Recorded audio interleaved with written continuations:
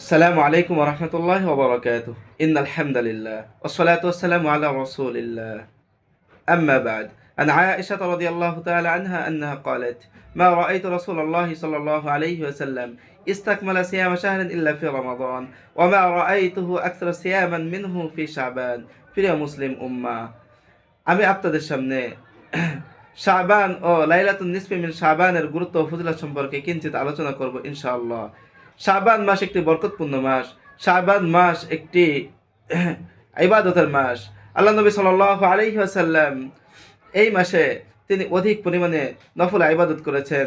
নবীজি সাল্লাল্লাহু আলাইহি ওয়াসাল্লাম এই মাহে শাবানে তিনি অধিকাংশ দিনেই রোজা রেখেছেন।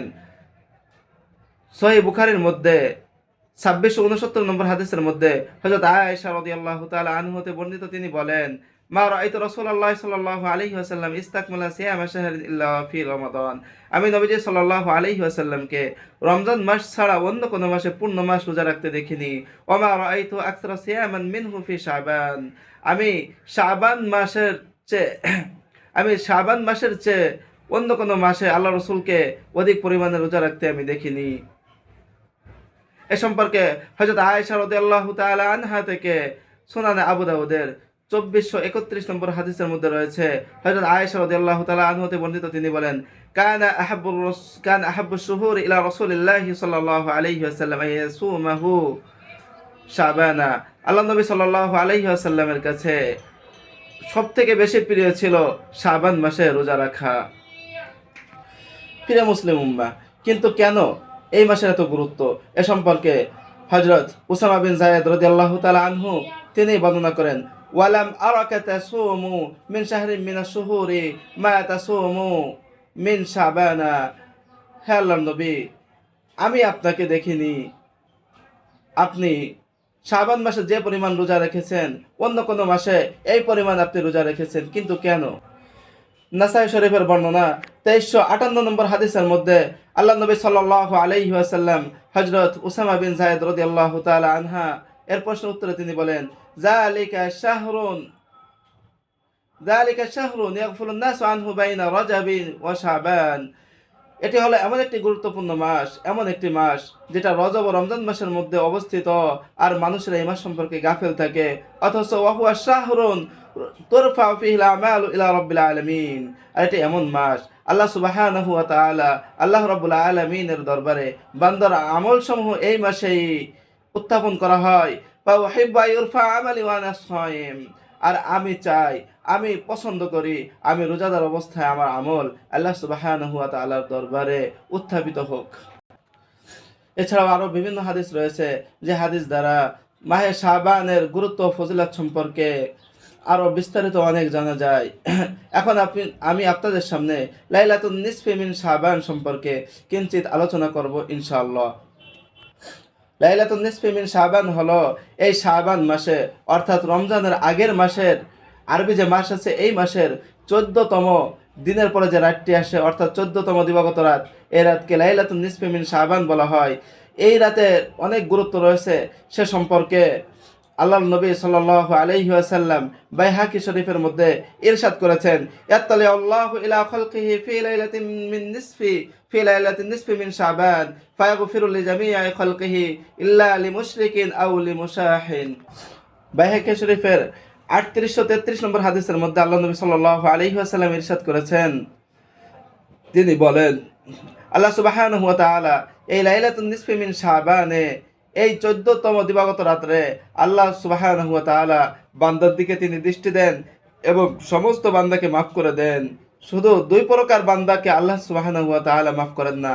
এক প্রকার নাম হলো মুশরিক, আরেক প্রকার হলো যারা বিদ্বেষ পোষণকারী। আল্লাহ তাআলা এই দুই প্রকারকে মাফ করেন না। এই হাদিস সম্পর্কে ইমাম বাইহাকি রাহিমাহুল্লাহ,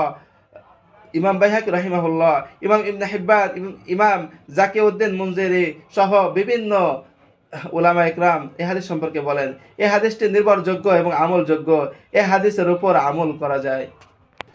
এ সম্পর্কে বাইহাকি শরীফের মধ্যে হযরত আয়েশা রাদিয়াল্লাহু তাআলা আনহা তে বর্ণনা রয়েছে, তিনি বলেন: আমি একদিন রাতে আল্লাহ নবী সাল্লাল্লাহু আলাইহি ওয়াসাল্লামকে দেখলাম। আল্লাহ নবী সাল্লাল্লাহু আলাইহি ওয়াসাল্লাম দীর্ঘ সিজদায় রয়েছেন, তিনি আর সিজদা থেকে উঠছেন না। তখন আমি আল্লাহ রাসূল সাল্লাল্লাহু আলাইহি ওয়াসাল্লামকে বৃদ্ধা আঙ্গুলে দিয়ে তাকে নাড়া দিলাম। নাড়া দেওয়ার পর নবীজি সাল্লাল্লাহু আলাইহি ওয়াসাল্লাম কিছুক্ষণ পরে সিজদা থেকে উঠে তিনি নামাজ শেষ করে আমাকে বললেন, হে আয়েশা, তুমি কি মনে করেছো আমি তোমার হক নষ্ট করছি? তিনি বললেন, না ইয়া রাসূলুল্লাহ, আমি চিন্তা করেছি আপনি ইন্তেকাল করেছেন কিনা, এজন্য আমি আপনাকে নাড়া দিয়েছি। তখন আল্লাহ রাসূল সাল্লাল্লাহু আলাইহি ওয়াসাল্লাম বলেন, হ্যাঁ আয়েশা, তুমি কি জানো আজকে কোন রাত? এই রাতের গুরুত্ব ফজিলত কি? তখন হযরত আয়েশা রাদিয়াল্লাহু তাআলা আনহা বললেন, না ইয়া রাসূলুল্লাহ, আল্লাহ এবং তার রাসূল সাল্লাল্লাহু আলাইহি ওয়াসাল্লাম অধিক অবগত। আল্লাহ নবী সাল্লাল্লাহু আলাইহি ওয়াসাল্লাম বলেন, হে আয়েশা, লাইলাতুন নিসফি মিন শাবানের রাত, এটি হলো লাইলাতুন নিসফি মিন শাবানের রাত। এই রাতে আল্লাহ সুবহানাহু ওয়া তাআলা বান্দাদের দিকে দৃষ্টি দেন এবং সমস্ত ক্ষমা প্রার্থনাকারী বান্দাকে আল্লাহ সুবহানাহু ওয়া তাআলা মাফ করে দেন। শুধুমাত্র যারা শিরককারী, যারা আল্লাহ সুবহানাহু ওয়া তাআলার সাথে শরীক করে এবং যারা বিদ্বেষ পোষণ করে, এই দুই প্রকার লোককে আল্লাহ সুবহানাহু ওয়া তাআলা মাফ করেন না। এই উপরোক্ত হাদিস দ্বারা বোঝা যায় এই রাতের অনেক গুরুত্ব রয়েছে। এই রাতে আল্লাহ সুবহানাহু ওয়া তাআলা তাওবা কবুল করেন, বান্দার তাওবা কবুল করেন। তাই আমাদের এই রাতে আল্লাহ অভিমুখী হওয়া এবং আল্লাহ সুবহানাহু ওয়া তাআলার দরবারে দোয়া করা, আল্লাহ সুবহানাহু ওয়া তাআলার কাছে ইস্তিগফার করা অতি জরুরি, খুবই প্রয়োজন। তাই আসুন আমরা সকলে আল্লাহ সুবহানাহু ওয়া তাআলার দরবারে দোয়া করি, আল্লাহ সুবহানাহু ওয়া তাআলা যেন আজ রাতে আমাদেরকে, আমাদের সকলকে আল্লাহ সুবহানাহু ওয়া তাআলা যেন মাফ করে দেন। এখন আমরা কিছু আলোচনা করব লাইলাতুন নিসফি মিন শাবানের পরবর্তী দিন অর্থাৎ শাবানের 15তম দিনে ওই দিন রোজা রাখার ব্যাপারে। বিভিন্ন হাদিস দেখলে বোঝা যায় আল্লাহ নবী সাল্লাল্লাহু আলাইহি ওয়াসাল্লাম প্রত্যেক মাসে 3 দিন রোজা রাখতেন। মাসের যে কোনো দিন হতে পারে, কিন্তু হাদিস বিশ্লেষণ করলে দেখা যায় প্রত্যেক মাসের 13, 14, 15 অর্থাৎ আইয়ামে বীজ, আরবি মাসের 13 তারিখ, 14 তারিখ, 15 তারিখে আল্লাহ রাসূল সাল্লাল্লাহু আলাইহি ওয়াসাল্লাম রোজা রাখার ব্যাপারে উৎসাহিত করেছেন, নিজেও রোজা রেখেছেন। সেই হিসাবে যদি কেউ এই শাবানের 13, 14, 15 তারিখ এই 3 দিন যদি রোজা রাখে, তাহলে অবশ্যই তার ওই সুন্নাত হিসেবে সুন্নাত পালন হবে। কিন্তু শুধুমাত্র এই শবে বরাত হিসাবে লাইলাতুন নিসফি মিন শাবান এই হিসাবে যদি কেউ 15 তারিখে রোজা রাখে, তাহলে এটা সুন্নাত সম্মত হবে না, এটা মুস্তাহাব আমল হবে না। যদি এখন প্রশ্ন হলো, যদি শুধুমাত্র একদিন রোজা রাখে, তাহলে একদিন রোজা রাখলেও যদি সে আইয়ামে বীজ অর্থাৎ প্রত্যেক মাসে যেমন আমল করতে হয় ওই আমল অনুযায়ী যদি কেউ একদিন রোজা রাখে, তাহলে তার এই সুন্নাহ আদায় হয়ে যাবে। কিন্তু যদি কেউ মনে করে থাকে লাইলাতুন নিসফি মিন শাবান এর পরবর্তী দিন অর্থাৎ 15তম দিনে রোজা রাখা সুন্নাত, রোজা রাখা একটি আমল, রোজা রাখা একটা তরিকা, নববী আদর্শ, যদি কেউ এরকম মনে করে, তাহলে তার ভুল হবে। তাই আসুন আমরা সকলে এই মাহে রমজানে আল্লাহ সুবহানাহু ওয়া তাআলার দরবারে তওবা করি, বেশি বেশি নেক আমল করি, বেশি বেশি নফল রোজা রাখি। আল্লাহ সুবহানাহু ওয়া তাআলা আমাদের সকলকে শুভ তৌফিক দান করেন। আমিন ওয়া আখিরু দাওয়ানা আলহামদুলিল্লাহি রাব্বিল আলামিন। আসসালামু আলাইকুম ওয়া রাহমাতুল্লাহি ওয়া বারাকাতুহু।